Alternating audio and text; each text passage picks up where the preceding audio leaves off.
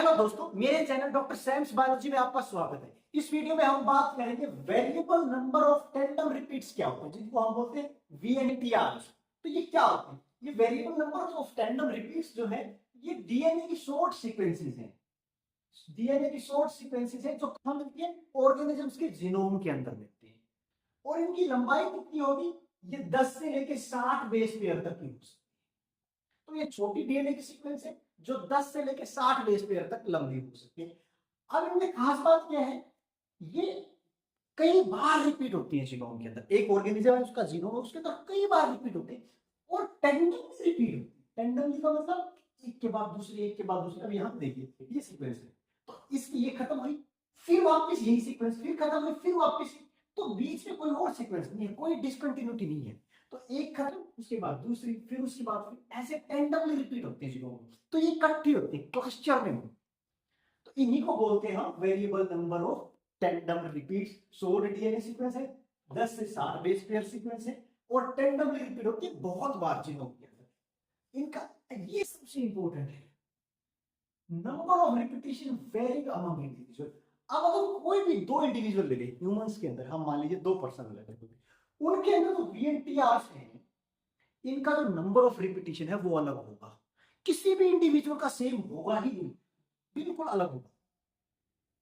तो यहां पे देखिए, हमने क्या किया है, 3% है।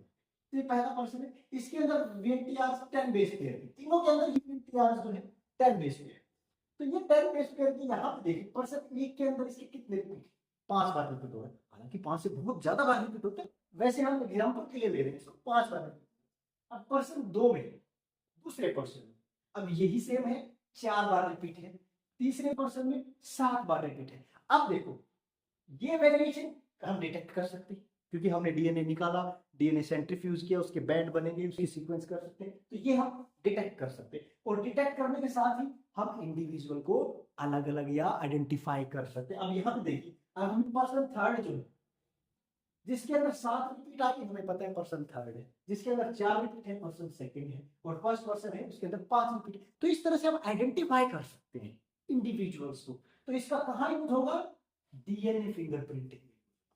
क्यों यूज होता है? क्योंकि जो नंबर ऑफ रिपीटिशन है, ये हर इंडिविजुअल का यूनिक है।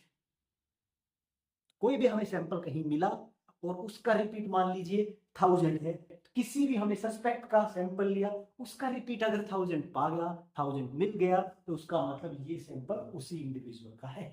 तो इससे हम क्या कर सकते हैं?